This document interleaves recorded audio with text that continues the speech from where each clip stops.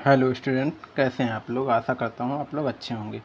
हम इसमें संयुक्त राष्ट्र संघ की संरचना के प्रमुख अंगों के बारे में पढ़ रहे थे, जो कि हमने बताया भी था आपको कि इसके कौन कौन से अंग हैं, कब स्थापना हुई, क्या क्या इसकी इकाइयाँ हैं, क्या क्या विशेष एजेंसियाँ हैं और संबंध संगठन कौन कौन से हैं, कार्यक्रम और कोष कौन से हैं। तो ये सब आपने जाना। अब इसके बारे में चलिए विस्तार से अध्ययन करते हैं। लीग ऑफ नेशंस, जब पहला वर्ल्ड वॉर ख़त्म होता है तो उसकी जगह पे स्थापना होती है लीग ऑफ नेशंस की। लीग ऑफ नेशंस के उत्तराधिकारी के रूप में संयुक्त राष्ट्र संघ की स्थापना हुई। दूसरे विश्व युद्ध की समाप्ति के तुरंत बाद 1945 में इसे स्थापित किया गया था। जब इसके किसका उत्तराधिकारी था? League of Nations. जब पहला वर्ल्ड वॉर हुआ, जब ये एक संस्था बनी थी जो ऐसी विश्व युद्ध जैसी विभीषिका को रोकने के लिए एक संस्था बनी, लीग ऑफ नेशंस। उसको जब वो फेल हो गई और दूसरा विश्व युद्ध होता है, उसके बाद एक उसका यूँ कहा जाए कि उसका उत्तराधिकारी के तौर पे था कौन? संयुक्त राष्ट्र संघ। और कब स्थापना होती है? 1945 में। और 51 देशों द्वारा, कितने देश रहेंगे इसमें? 51 देशों द्वारा संयुक्त राष्ट्र संघ के घोषणा पत्र पर दस्तखत करने के साथ इस संगठन की स्थापना हो गई। दो विश्व युद्धों के बीच लीग ऑफ नेशन जो नहीं कर पाया था, मतलब जो उसका फेलियर था, उसे कर दिखाने की कोशिश संयुक्त राष्ट्र संघ ने की। एक ऐसी संस्था के रूप में बन के उभरा, इतनी मजबूत संस्था के रूप में बन के उभरा जिससे कि जो नहीं हो पा रहा था, जो कमियां रह गई थी उसकी, उन्हें दूर करने का प्रयास इसने किया। संयुक्त राष्ट्र संघ के उद्देश्य था अंतर्राष्ट्रीय झगड़ों को रोकना और राष्ट्रों के बीच सहयोग की राह दिखाना। इसकी स्थापना के पीछे यह आशा काम कर रही थी कि यह संगठन विभिन्न देशों के बीच जारी ऐसे झगड़ों को रोकने का काम करेगा जो आगे चलकर युद्ध का रूप ले सकते हैं। ऐसे झगड़े कुछ राष्ट्रों के बीच में ऐसे झगड़े होते हैं जो धीरे धीरे बढ़ते एक ऐसी स्थिति आ जाती है जहाँ पर वार की स्थिति बन जाती है, और वार की स्थिति धीरे धीरे तब्दील हो जाती है एक बड़े भयंकर वार में, है ना। और यह संगठन विभिन्न देशों के बीच जारी ऐसे झगड़ों को काम करने पर रोकेगा जो युद्ध का रूप ले सकते थे।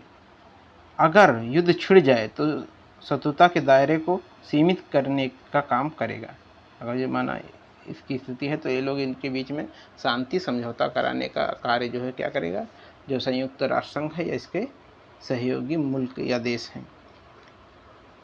इसके अलावा यूँ कि झगड़े अक्सर सामाजिक आर्थिक विकास के अभाव में खड़े होते हैं, इसीलिए संयुक्त राष्ट्र संघ की एक मंशा पूरे विश्व में सामाजिक आर्थिक विकास की संभावनाओं को बढ़ाने के लिए विभिन्न देशों को एक साथ लाना है, और इन जो आर्थिक सामाजिक स्थिति है इसको सामान्य करना है, इसमें जो विषमता है इसको कम करना है। 2011 तक संयुक्त राष्ट्र संघ के सदस्यों की संख्या कितनी थी? 2011 तक अभी एक नया देश जुड़ा है, फिलीपींस। नहीं, वो नाटो का सदस्य बना है रिसेंटली, फिलीपींस। तो इसमें क्या कहा जा रहा है कि जो संयुक्त राष्ट्र संघ के सदस्यों की संख्या कितनी? 11 तक 193 थी। लगभग सभी स्वतंत्र देश इसमें शामिल हैं। संयुक्त राष्ट्र संघ की आम सभा में हर एक सदस्य को एक वोट हासिल है। इसकी सुरक्षा परिषद में 5 स्थायी सदस्य हैं। कौन कौन से हैं? अमेरिका है, रूस है, ब्रिटेन है, फ्रांस है और चीन है। देखिए, अमेरिका हो गया, रूस हो गया, ब्रिटेन हो गया, फ्रांस हो गया और चीन हो गया। दूसरे विश्व युद्ध के तुरंत बाद ऐसे समय में ये दो सबसे ज़्यादा ताकतवर थे और इस महायुद्ध के विजेता भी रहे, इसलिए इन्हें स्थायी सदस्य के रूप में चुना गया है। इनको स्थायी सदस्य के रूप में मान्यता दी गई। कौन कौन से? प्रमुख रूप से 5: अमेरिका, रूस, ब्रिटेन, फ्रांस, चीन। संयुक्त राष्ट्र संघ का सबसे अधिक दिखने वाला सार्वजनिक चेहरा और उसका प्रधान प्रतिनिधि जो होता है, कौन होता है? उसका प्रतिनिधि जो उसका महासचिव होता है, और वर्तमान महासचिव एंटोनियो गुटेरेस हैं। ठीक है, एंटोनियो गुटेरेस हैं, वह संयुक्त राष्ट्र संघ के 9वें महासचिव हैं। उन्होंने महासचिव का पद कब संभाला है? जनवरी 2017 में, और ये 1995 से 2002 तक पुर्तगाल के प्रधानमंत्री और 2005 से 15 तक यूनाइटेड नेशंस के हाई कमिश्नर फॉर रिफ्यूजीज़ रहे हैं। यूनाइटेड नेशंस में मतलब पहले ये कार्य कर चुके हैं, बाद में इनको चुना गया मतलब बाद में इन्हें महासचिव के रूप में चुना जाता है। संयुक्त राष्ट्र संघ की कई शाखाएं और एजेंसियां हैं, जो कि आपने पहले देखा भी।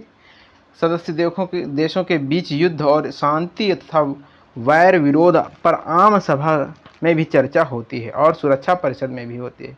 सामाजिक और आर्थिक मुद्दों से निपटने के लिए कई एजेंसियां हैं, जिनमें विश्व स्वास्थ्य संगठन, जिसे वर्ल्ड हेल्थ ऑर्गेनाइजेशन WHO कहते हैं। अब देखिए यहाँ पर कौन कौन सी संस्थाएं हैं एजेंसियों में। विश्व स्वास्थ्य संगठन, वर्ल्ड हेल्थ ऑर्गेनाइजेशन, संयुक्त राष्ट्र विकास कार्यक्रम, यूनाइटेड नेशन डेवलपमेंट, UNDP जिसे बोलते हैं, है ना, यूनाइटेड नेशन डेवलपमेंट प्रोग्राम, संयुक्त राष्ट्र संघ मानवाधिकार आयोग, United nation human rights commission, UNHRC, और संयुक्त राष्ट्र संघ शरणार्थी उच्चायोग, United nation high commission for refugees, संयुक्त राष्ट्र संघ बाल कोष, यूनाइटेड नेशन चिल्ड्रन फंड, जिसे यूनिसेफ कहा जाता है, और यूनिसेफ से काफ़ी क्वेश्चन बनते हैं। संयुक्त राष्ट्र संघ शैक्षिक, सामाजिक और सांस्कृतिक संगठन, United Nation Education, Social and Cultural Organization, से यूनेस्को बोलते हैं। एक होता है यूनिसेफ जो चाइल्ड के लिए है, बाल कोष, है ना, और जो ये है ये सांस्कृतिक और सामाजिक संगठन के तौर पर कार्य करता है। शीत युद्ध के बाद संयुक्त राष्ट्र संघ की क्या स्थिति होती? शीत युद्ध के बाद संयुक्त राष्ट्र संघ में सुधार, बदलते परिवेश की जरूरतों को पूरा करने के लिए किसी भी संगठन में सुधार और विकास करना लाजमी है। संयुक्त राष्ट्र संघ भी इसका अपवाद नहीं है। हाल ही के वर्षों में इस वैश्विक संस्थान में सुधार की मांग करते हुए आवाज़ें उठाई हैं। बहरहाल सुधारों की प्रकृति के बारे में कोई स्पष्ट राय और सहमति नहीं बनी है। संयुक्त राष्ट्र संघ के सामने दो तरह के बुनियादी सुधारों का मसला है। एक तो यह कि संगठन की बनावट और इसकी प्रक्रियाओं में सुधार किया जाए, दूसरा यह कि इस संगठन के न्यायाधिकार में आने वाले मुद्दों की समीक्षा की जाए। लगभग सभी देश सहमत हैं। दोनों ही तरह के ये सुधार जरूरी भी हैं। दोनों देशों के बीच सहमति इस बात पर नहीं है कि इसके लिए दरअसल ठीक करना क्या है, कैसे करना है और कब करना है, मतलब क्या ठीक करे, कैसे करे और कब ठीक करे। बनावट और प्रक्रियाओं में सुधार के अंतर्गत सबसे बड़ी बहस सुरक्षा परिषद में कामकाज को लेकर है। सबसे बड़ी समस्या क्या है? सुरक्षा परिषद के कामकाज को लेकर। इससे जुड़ी हुई एक मांग यह है कि सुरक्षा परिषद में स्थायी और अस्थायी सदस्यों की संख्या बढ़ाई जाए, ताकि समकालीन विश्व राजनीति में वास्तविकताओं की इस संगठन में बेहतर नुमाइंदगी हो सके, है ना। यहीं पे एक पेज फंस जाता है इसका कि ये सब जो 5 सदस्य हैं उस स्थापना 45 में की गई थी, 1945 में, और आज इतने लगभग 70 साल हो रहे हैं, इसमें सदस्यों की संख्या बढ़ाई जानी चाहिए थी, क्यों नहीं बढ़ाई गई? खास तौर पर एशिया, अफ्रीका और दक्षिण अमेरिका के सदस्य देशों को सुरक्षा परिषद की सदस्यता देने की बात उठ रही है। अब एशिया में जैसे भारत को लेके भी कहा जा रहा है कि भारत को भी सुरक्षा परिषद में सदस्यता दी जाए, वो भी स्थायी दी जाए। अफ्रीका में जैसे ब्राज़ील को है, और दक्षिण अमेरिका में भी कई देश ऐसे हैं जिनके जो कि एक मतलब नामचीन देश हैं, बड़े बड़े देश हैं, जो प्रगतिशील देश हैं और जो कि वैश्विक स्तर पर बहुत ही ज़्यादा भूमिका अपनी निभा रहे हैं, जैसे जर्मनी हो गया, है ना। तो इन सबको कहा जा रहा है देने के लिए कि कहा दीजिए आप इनको, लेकिन ऐसा हो नहीं पा रहा। कुछ देश जैसे हमारे यहाँ जब स्थायी सदस्यता की बात आती है तो चीन उसमें टांग अड़ा देता है ना। इसके अतिरिक्त अमेरिका और पश्चिम देश भी संयुक्त राष्ट्र संघ के बजट से जुड़ी प्रक्रियाओं और इसके प्रशासन में सुधार चाहते हैं। कौन कौन? अमेरिका भी चाह रहा है और पश्चिमी देश भी चाह रहे हैं, है ना। जहाँ तक संयुक्त राष्ट्र संघ में किन्हीं मुद्दों में ज़्यादा प्राथमिकता देने और उन्हें संयुक्त राष्ट्र संघ के न्यायाधिकार में लाने का सवाल है। कुछ देश विशेषज्ञ चाहते हैं कि यह संगठन शांति और सुरक्षा से जुड़े मिशनों में ज़्यादा प्रभावकारी अथवा बड़ी भूमिकाएं निभाए, जबकि औरों की इच्छा है कि यह संगठन अपने विकास तथा मानवीय भलाई के कामों, जैसे कि कौन कौन से, स्वास्थ्य हो गया, शिक्षा हो गई, पर्यावरण हो गया, जनसंख्या नियंत्रण हो गया, मानवाधिकार, लिंगायत न्याय और सामाजिक न्याय तक सीमित रखे। आइए हम दोनों की किस्म के सुधारों पर नज़र दौड़ाने चर्चा करें कि क्या है इसमें। हम ज़्यादा जोर ढांचागत और प्रक्रियाओं में सुधार देंगे। क्या क्या है,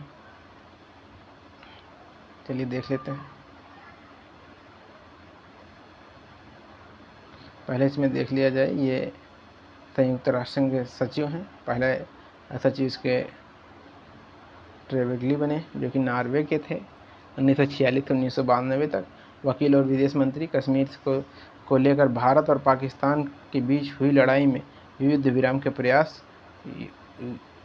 कोरिया युद्ध को शीघ्र समाप्त करवाने में नाकाम होने पर आलोचना हुई। दोबारा महासचिव बनने का सोवियत संघ ने विरोध किया। महासचिव पद से इन्होंने त्यागपत्र दे दिया था। डेग हैमरशोल्ड स्वीडन के थे। अर्थशास्त्री और वकील, स्वेज नहर से जुड़े विवाद को सुलझाने और अफ्रीका के औपनिवेशिकरण के लिए काम किया। कांगो संकट को सुलझाने की दिशा में किए गए प्रयासों को मरणोपरांत नोबेल शांति पुरस्कार। सोवियत संघ और फ्रांस ने अफ्रीका में इनकी भूमिका की आलोचना की। अब आते हैं हम यूथॉन्ट जो थे बर्मा के थे। शिक्षक और राजनयिक, क्यूबा में मिसाइल संकट के समाधान, कांगो संकट की समाप्ति के लिए प्रयास किए। साइप्रस में संयुक्त राष्ट्र संघ के शांति सेना बहाल की और वियतनाम युद्ध के दौरान अमेरिका की आलोचना की। कुर्ट वाल्डहीम, ये ऑस्ट्रिया के थे, कूटनीतिक और विदेश मंत्री। नामीबिया और लेबनान की समस्याओं का समाधान करने का प्रयास किया। बांग्लादेश में राहत अभियान की देखरेख। तीसरी बार महासचिव पद पर चुने जाने की दावेदारी का चीन ने विरोध कर दिया। जेवियर पेरेज द कुइयार, पेरू के थे ये, वकील और राजनयिक। साइप्रस, अफगानिस्तान और अल सल्वाडोर में शांति स्थापना के लिए प्रयास किया। नीबिया की आज़ादी के लिए मध्यस्थता की और फॉकलैंड युद्ध के बाद ब्रिटेन और अर्जेंटीना के बीच में क्या क्या मध्यस्थता का कार्य किया इसने। अब आते हैं बुतरस घाली, ये मिस्र के थे। राजनयिक, विधिवेत्ता, देखिए ज़्यादातर विधिवेत्ता ही मिल रहे हैं ना। राजनयिक थे, विधिवेत्ता थे और विदेश मंत्री। एन एजेंडा फॉर पीस नामक रिपोर्ट जारी की। मोजाम्बिक में संयुक्त राष्ट्र संघ की सफल अभियान चलाया। बोस्निया, सोमालिया, रवांडा संयुक्त राष्ट्र की असफलताओं के लिए आरोप लगे। गंभीर असहमतियों के कारण अमेरिका ने दोबारा महासचिव बनाने का विरोध किया। कोफी ए अन्नान घाना के थे, संयुक्त राष्ट्र संघ की, और इनकी टाइमिंग क्या है, डेडलाइन है 1997 से 2006 तक के। संयुक्त राष्ट्र संघ की अवधि अधिकारी, एड्स, टीबी और मलेरिया से लड़ने के लिए एक वैश्विक कोष बनाया। अमेरिका के नेतृत्व में इराक पर हुए हमले को अवैध करार दिया। 2005 में मानवाधिकार परिषद और शांति संस्थापक आयोग की स्थापना की। 2001 में नोबेल पुरस्कार इनको मिलता है। कोफी अन्नान को 2 लोगों को नोबेल मिल चुका है, इसके सचिवों को। अब बांग की मून, कोरिया गणराज्य के और ये साउथ कोरिया के थे। कूटनीतिज्ञ और विदेश मंत्री, इस पद पर बैठने वाले दूसरे एशियाई।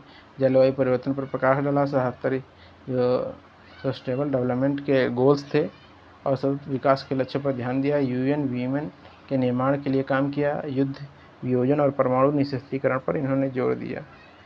अंतोनियो मुएल दे अलिवेइरा गुतेरेस, ये 2017 से हैं और पुर्तगाल के हैं। पुर्तगाल के प्रधानमंत्री 1995 से 2002 तक United nation high commissioner for refugees and socialist international के अध्यक्ष, और अभी वे संयुक्त राष्ट्र के 90 किस नंबर के हैं, ये 90 नंबर के हैं, 90 नंबर के। ठीक है, इनके बारे में हमने थोड़ा सा जान लिया। आइए आगे चलते हैं। अब यहाँ पर एक बांग की मून संयुक्त राष्ट्र संघ के महासचिव 2015 में नई दिल्ली में संयुक्त राष्ट्र संघ, अब यहाँ ये इंडिया में हुई थी, नई दिल्ली में संयुक्त राष्ट्र संघ की 17वीं वर्षगांठ का जश्न मनाते हुए शुरुआत करते हैं, है ना। अब आते हैं संयुक्त राष्ट्र संघ की स्थापना दूसरे विश्व युद्ध के तत्काल बाद हुई। इस महायुद्ध के बाद विश्व राजनीति की जो सच्चाइयाँ थी उसी के अनुरूप इसका गठन हुआ था। इसके कामकाज से तत्कालिक विश्व राजनीति की वास्तविकताएं झलकती थी। शीत युद्ध के बाद ये सच्चाइयाँ बदल गईं और 1991 से आए बदलावों में कुछ इस प्रकार की कुछ निम्नलिखित हैं। सोवियत संघ क्या हुआ? बिखर गया। पहला क्या हुआ? सोवियत संघ बिखर जाता है, अमेरिका सबसे ज़्यादा ताकतवर हो जाता है। सोवियत संघ के उत्तराधिकारी राज्य रूस और अमेरिका के बीच अब संबंध कहीं ज़्यादा सहयोगात्मक है। चीन बड़ी तेज़ी से एक महाशक्ति के रूप में उभर रहा है। भारत भी तेज़ी से इसी दिशा में अग्रसर है। एशिया की अर्थव्यवस्था अप्रत्याशित दर से तरक्की कर रही है। अनेक नए देश संयुक्त राष्ट्र संघ में शामिल हुए। ये देश सोवियत संघ से आज़ाद हुए हैं और पूर्वी यूरोप के अभूतपूर्व साम्यवादी देश हैं। विश्व के सामने चुनौतियों की एक पूरी नई कड़ी खड़ी है, जैसे जनसंहार, गृह युद्ध, जातीय संघर्ष, आतंकवाद, ये सब चीज़ें कुछ आप प्रमाणिक प्रसार कुछ चीज़ें आपको भारत में भी देखने को मिलेंगी, है ना। जैसे जनसंहार हो जाता है और जाति वाली अहिंसा हो जाती है, नस्ल भेद हो जाता है। जलवायु में बदलाव, और ये भी समस्या आप देख रहे हैं कि बिना मौसम के बारिश हो रही है, कभी आंधी तूफान आ जाता है एकदम से, कभी बिना मौसम के बारिश होने लगती, कभी सूखा पड़ जाता है। और सूखे की हालत तो भारत जैसे देश में जहाँ खूब वर्षा होती थी वहाँ पर अब सामान्य सी बात हो गई। पर्यावरण की हानि हो रही है, महामारियाँ फैल रही हैं। महामारियाँ देखिए, अब कोरोना जैसी महामारी से हम लोग जूझे, और अन्य इबोला वायरस हो गया। ये क्या है? पर्यावरण में ही चेंजेस के कारण कहीं ना कहीं पर्यावरण ही इनके लिए उत्तरदायी है। कोई भी महामारी आती है डायरेक्टली या इनडायरेक्टली, इसके लिए पर्यावरण ही जिम्मेदार होता है। ऐसी दशा में जब शीत युद्ध का अंत 1989 में हो रहा था तो विश्व के सामने सवाल था कि क्या संयुक्त राष्ट्र संघ का होना पर्याप्त है? कुछ करना जरूरी है क्या? उसे करने के लिए संयुक्त राष्ट्र संघ सक्षम है क्या? उसे करना चाहिए, कैसे करना चाहिए? संयुक्त राष्ट्र संघ बेहतर ढंग से काम कर सके, इसके लिए कौन कौन से सुधार जरूरी है? पिछले 15 सालों से इसके सदस्य देशों इस प्रश्न के व्यवहारिक और संतोषजनक उत्तर ढूंढने की कोशिश कर रहे हैं। प्रक्रियाओं और ढांचों में सुधार होना चाहिए, इस सवाल पर व्यापक सहमति है, लेकिन सुधार कैसे किया जाए मसला कठिन है। इस पर सहमति कायम करना मुश्किल है। हम संयुक्त राष्ट्र संघ की सुरक्षा परिषद की सुधार के पर जारी बहस की थोड़ी चर्चा करेंगे। 1992 में, मतलब यूँ कहा जाए कि इसमें भी थोड़े थोड़े समय समय पर सुधार हुए, और इसमें जो है अब इसके बारे में डिस्कस कर रहे हैं कि 1992 में संयुक्त राष्ट्र संघ की आम सभा में एक प्रस्ताव स्वीकृत हुआ। प्रस्ताव में 3 मुख्य शिकायतों का जिक्र था। पहली शिकायत क्या थी? सुरक्षा परिषद अब राजनीतिक वास्तविकताओं की नुमाइंदगी नहीं करती। पहला क्या था? कि जो सुरक्षा परिषद है वास्तविक राजनीतिक वास्तविकताओं की नुमाइंदगी नहीं करती। इसके फैसले के पश्चिमी मूल्यों और हितों की छाप होती है। इन फैसलों पर चंद देशों का दबदबा होता है। सुरक्षा परिषद में बराबर का प्रतिनिधित्व नहीं है। प्रतिनिधित्व सचमुच में बराबर का नहीं है, इसमें कोई दो राय नहीं। संयुक्त राष्ट्र संघ के ढांचे में बदलाव की इन बढ़ती हुई मांगों को मद्देनजर 1 जनवरी 1997 में संयुक्त राष्ट्र संघ के महासचिव कोफी अन्नान ने जांच शुरू कार्रवाई के सुधार कैसे किया जाए। मिसाल के तौर पर यही, क्या सुरक्षा परिषद के नए सदस्य चुने जाने चाहिए? 5 ही सदस्य हैं, क्या सदस्य बढ़ाए जाने चाहिए? इसके बाद के सालों में सुरक्षा परिषद की स्थायी और अस्थायी सदस्यता के लिए मानदंड सुझाएंगे कि क्या है जो इससे स्थायी सदस्यता, कुछ मानदंड, क्या कौन कौन से मानदंड ऐसे होने चाहिए जिससे स्थायी सदस्यता मिल सके, कौन कौन से मानदंड ऐसे होने चाहिए जिससे अस्थायी सदस्यता मिल सके, है ना।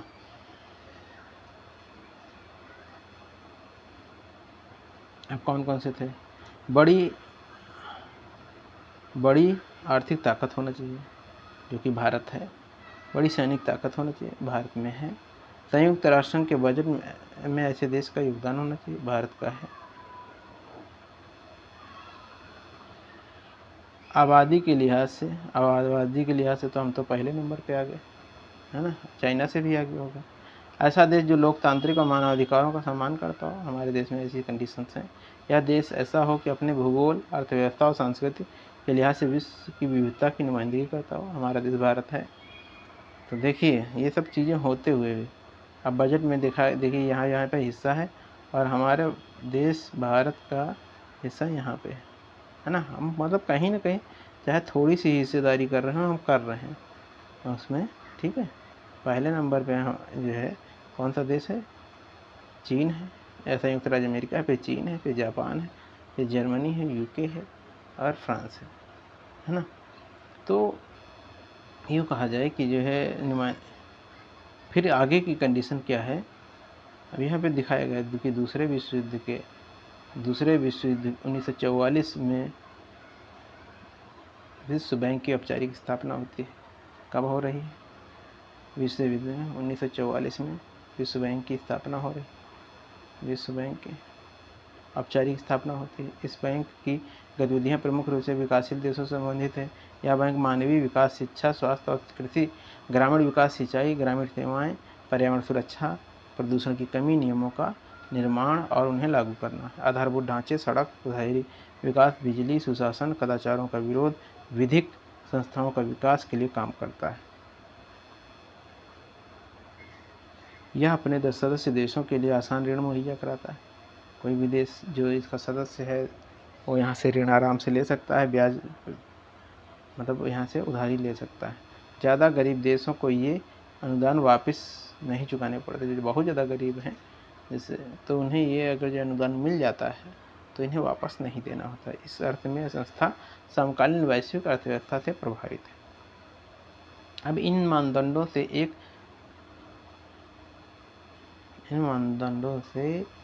में से एक की कुछ न कुछ वैधता है। सरकारें अपने अपने हितों और महत्वाकांक्षाओं के लिहाज से कुछ कसौटियों को फ़ायदेमंद, कुछ को नुकसानदेह मानती है। भले ही इसकी कोई देश सुरक्षा परिषद की सदस्यता के लिए इच्छुक हो, वह फिर भी बता सकता है कि इन कसौटियों में दिक्कत है। सुरक्षा परिषद की सदस्यता किसी देश की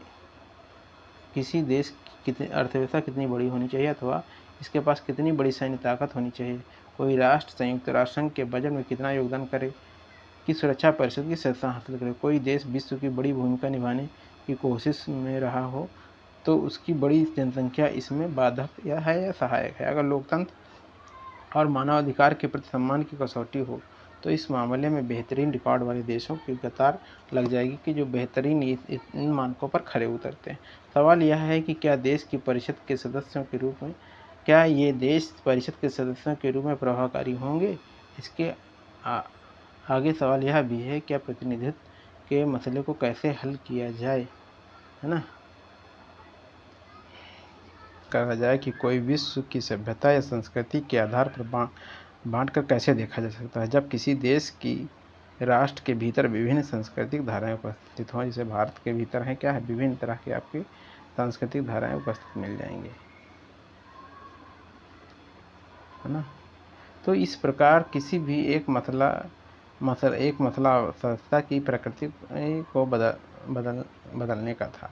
मिसाल के तौर पर कुछ का जोर था कि 5 सदस्यीय सदस्यों को स्थायी सदस्यों को दिया गया निषेधाधिकार या वीटो पावर को खत्म होना चाहिए। अनेकों का मानना था कि निषेधाधिकार लोकतंत्र और संप्रभु राष्ट्रों के बीच बराबरी की धारणा को मेल नहीं खाता, अतः यह संयुक्त राष्ट्र संघ के लिए उचित या प्रासंगिक नहीं था। सुरक्षा परिषद में 5 स्थायी तथा 10 अस्थायी सदस्य हैं। दूसरे विश्व युद्ध के बाद दुनिया की स्थिरता कायम करने के लिए संयुक्त राष्ट्र संघ की घोषणा में 5 स्थायी सदस्यों को विशेष हैसियत दी गई। 5 स्थायी सदस्यों को मुख्य फायदा था कि सुरक्षा परिषद में उनकी सदस्यता स्थायी होगी और उन्हें वीटो अधिकार होगा। देखिए यहाँ तक तो ठीक था, लेकिन वीटो का अधिकार भी दे दिया जाता। अस्थायी सदस्य 2 वर्षों के लिए चुने जाते हैं। देखिए यहाँ पर एक इम्पॉर्टेंट चीज़ है कि जो अस्थायी सदस्य होंगे उन्हें केवल 2 वर्षों के लिए चुना जाएगा। इस अवधि के बाद उनकी जगह पर नए सदस्यों का चुनाव होगा। 2 साल की अवधि तक अस्थायी सदस्य रहने के तत्काल बाद किसी देश को फिर से इस पद के लिए नहीं चुना जाएगा। चुना जाता है। अस्थायी सदस्यों का निर्वाचन इस तरह होता है कि विश्व के सभी महादेशों का प्रतिनिधित्व हो सके। सबसे महत्वपूर्ण ये बात यह थी कि अस्थायी सदस्यों को वीटो का अधिकार नहीं है। सुरक्षा परिषद में फैसला मतलब भारत अस्थायी सदस्य बन चुका है, तो लेकिन उसे वीटो का अधिकार नहीं, क्योंकि अब उसको स्थायी मिलना चाहिए, स्थायी की दावेदारी कर रहा है। सुरक्षा परिषद में फैसला मतदान के जरिए होता है। हर सदस्य को एक वोट का अधिकार है। बहरहाल स्थायी सदस्यों में कोई एक अपने मताधिकार या वीटो का प्रयोग कर सकता है। इस तरह किसी भी फैसले को वो क्या कर सकता है, फैसले को रोक सकता है, भले ही अन्य देश उसका स्थायी और सभी मतलब उसका अन्य लोग साथ भी दे रहे हैं, उसके पक्ष में मत दे रहे हैं, लेकिन एक वो जिसको वीटो मिला है वो रोक सकता है। देखिए इसमें और क्या दिया गया है, इसमें दिया गया है कि इसमें कुछ बताया गया है, ऐसे ऐसे समूह में बांट कर किया जाए और उसमें सूची बनाई जाए, मतलब एक उसके तर्ज पे देखने के लिए संयुक्त राष्ट्र संघ के। ठीक है, अब इसका आगे का हम नेक्स्ट वीडियो में कवर करेंगे। ठीक है, यहाँ तक का रखते हैं, आगे का यहाँ तक का रख के हम आगे का नेक्स्ट वीडियो में कवर करेंगे। तब तक के चैनल से जुड़े रहिए, वीडियो को लाइक करिए, शेयर करिए और कमेंट करिए, बताइए आपको वीडियो कैसा लगा। Thank you.